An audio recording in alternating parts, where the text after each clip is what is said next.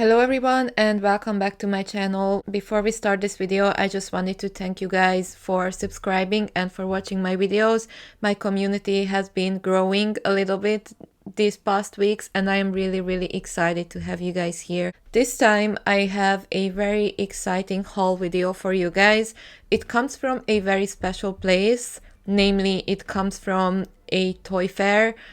I'm pretty sure the only toy fair existing in Dublin right now.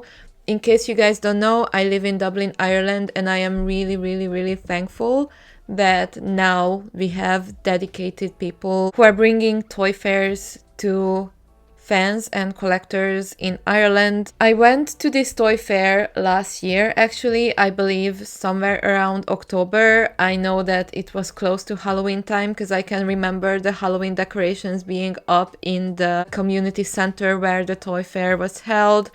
I was really excited to go. Unfortunately though, I was a little sick.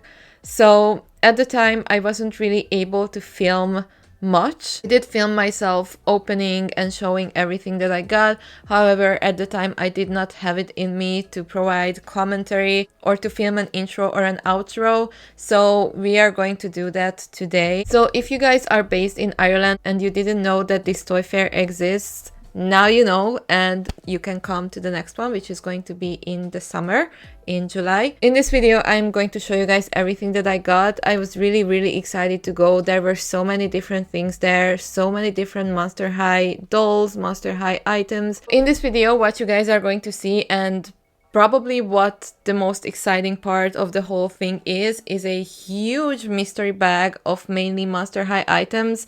This bag includes old McDonald's Happy Meal toys, which I was so sad that I never got to get them when they were originally out, so I'm so happy about having them now. It has figurines, a sticker book, and just lots of exciting stuff. It also has some breads and Moxie Girls items. One of them was a really mysterious item that I needed help from TikTok to figure out what it actually is.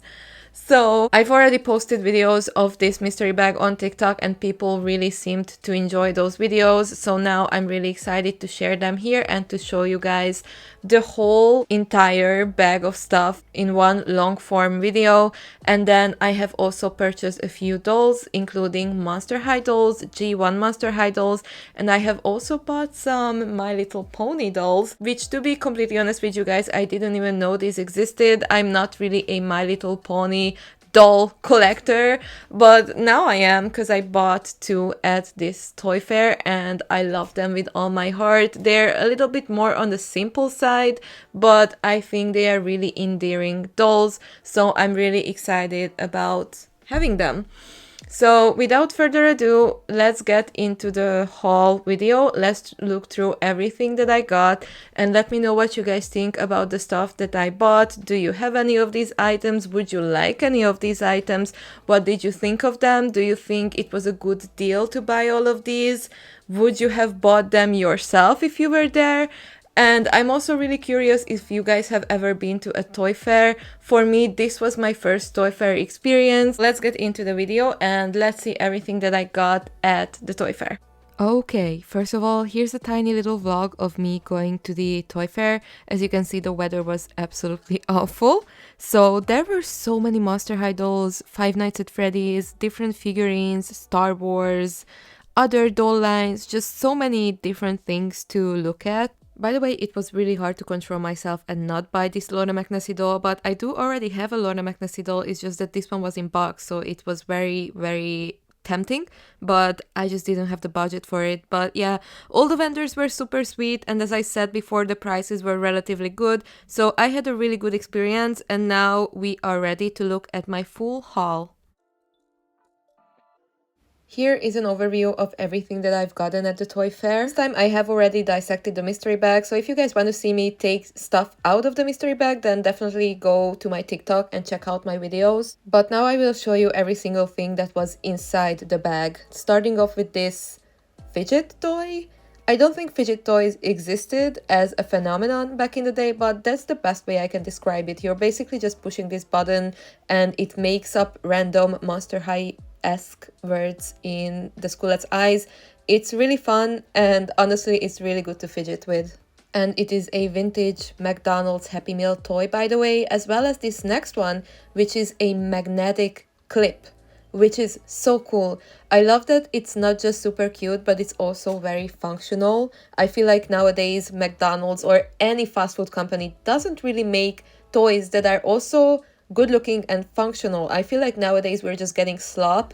Back in the day, you could tell that they actually put effort into this stuff. As I'm going to demonstrate in just a second, it's perfectly good to hold pictures, and it's also good to hold keychains. So it's very, very multifunctional, and it's so cute. And it's purple as well, which fits my aesthetic perfectly. Next, we have some items which I feel like are always present in any Monster High mystery bag. Of course, I'm talking about the hairbrushes. If you're into DIY and upcycling, there are some really fun projects that you can do with hairbrushes. But I'm pretty sure most collectors can agree that we just have way too many dull hairbrushes. They are basically the plastic food of the 2000s. Like nowadays, when you're a Monster High collector, you're just gonna have an endless amount of plastic food. Back in the day, it was the hairbrushes that we had an endless amount of.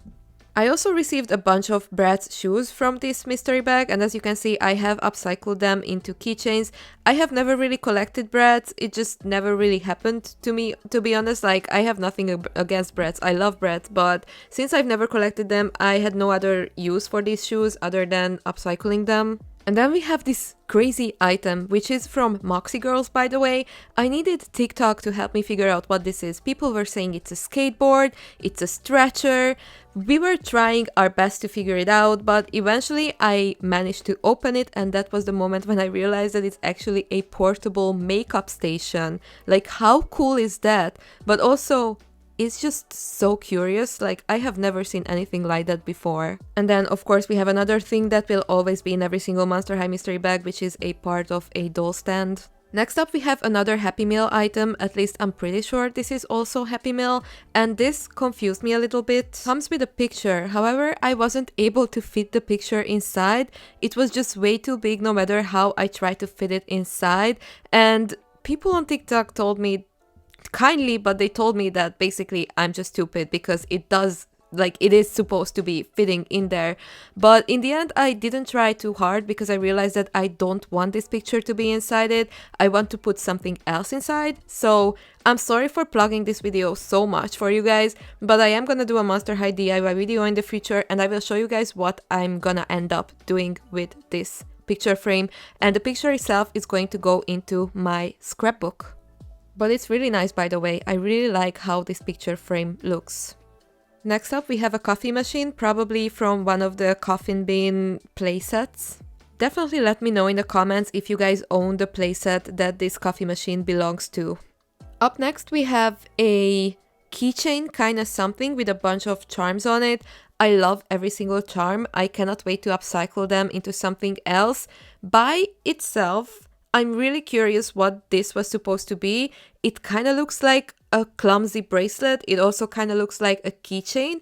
It might also be part of a bigger set, and I'm just missing some other items. So if you guys own this or owned this in the past, definitely let me know if you guys could figure out like what this was supposed to be, because it looks really cool, but it's also a bit confusing. I don't really understand the use of the string. Next up, we have some doll clothing and doll accessories. A few highlights are Rebecca's Team's bag, although it's missing a charm. Other than that, it's perfect condition. And we could see some clothes before for Frankie and Scalida. And then next, taking a little break from the clothes, we have this hair clip, which yet again is another toy from a Happy Meal. And actually, I feel like calling this a toy is derogatory. Like, this is actually a legit accessory that I'm so excited to wear in my hair. And coming back to the clothes, we have a bunch of stuff mainly for the main ghouls, Frankie, Claudine, Laguna, Ghoulia, with this jacket included, which I wanted to highlight because I absolutely adore the tiny little zipper in the front. This is a kind of detail that sometimes I'm missing from clothes and dolls nowadays. Back in the day, they just had such an attention to detail. Not always, but many times, and I am missing that. And now we are coming up to the most exciting part of this entire mystery bag, which is this Frankie vinyl figure. Other than being a little bit dirty, it's in perfect condition and it's one of my absolute holy grail items. I've been meaning to get my hands on one of these for so long, so I'm so extremely happy that this was included in the mystery bag. Sometimes these dolls by themselves can go for crazy prices by resellers, and for me the bag itself wasn't that expensive to begin with, so this figurine is an absolute steal. I do feel like now in G3 times, Monster High figurines are always a hit or miss. There are some that are really good and there are some that are quite low quality in my personal opinion, but back in the day, I feel like Monster High figurines were always just so freaking cool, so I'm just really excited. As I said, and as I'm going to keep repeating, I am just really excited to have this figurine. And for some reason I just felt like it was important to include that I washed it with soapy water, and to be fair, almost all the dirt came off, so yeah, like it's seriously in such great condition. Then we have a random hat, and then we have another really cool item from this bag, which is a sticker book. Other than being a bit bent, it's in really great condition. It has all of the stickers inside, and I just think all of the pictures inside are really cool, so now we're gonna quickly take a look at all of them. So normally, of course, you would take the stickers and place them in the empty spaces, but I am not gonna do that. Instead, like the greedy woman that I am, I took all of the stickers out and I'm intending on using them for my scrapbook and various other art projects and just to use them as decoration on my stuff. Like, I'm sorry, but these are really cool stickers and I am not a child anymore, so for me it would be a waste to just place them inside the book.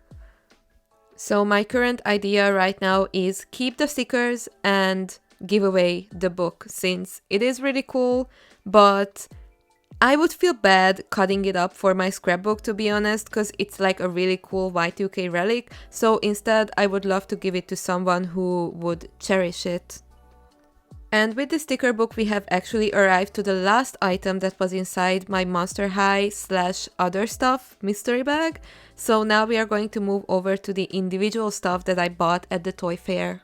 Starting off with this tiny Poison Ivy. Her neck is a little broken, but I think she's really cute regardless. I love Poison Ivy, she's one of my favorite DC characters. And I kind of have a special interest in collecting red-headed characters because I have red hair and I just kind of see myself in them, and I love having these little red-headed characters around. They give me comfort. They are my little family.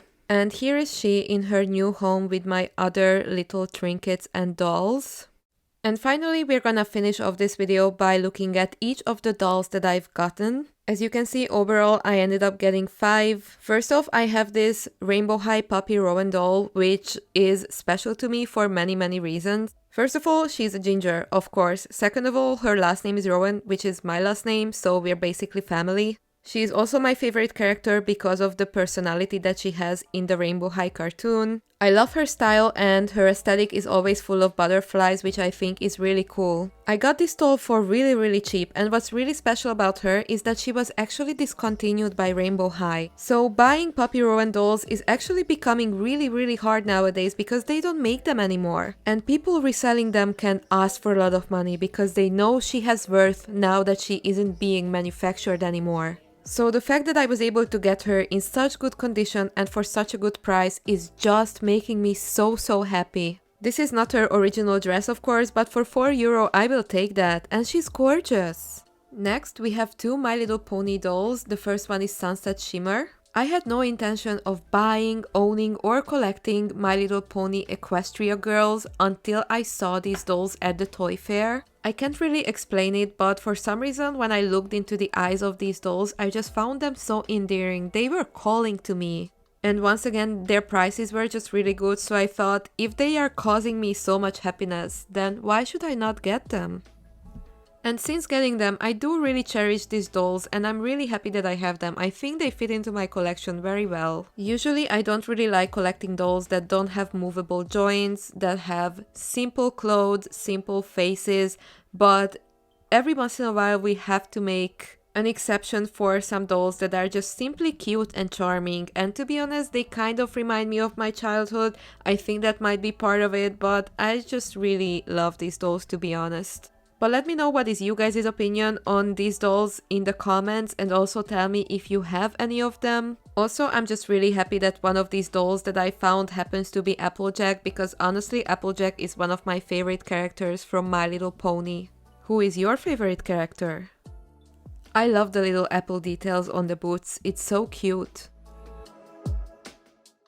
So there are a set of dolls which, if I saw them on Vinted, eBay or any other platform, I would be like, yes, this is really cool, but I guess I just don't want it enough to order it.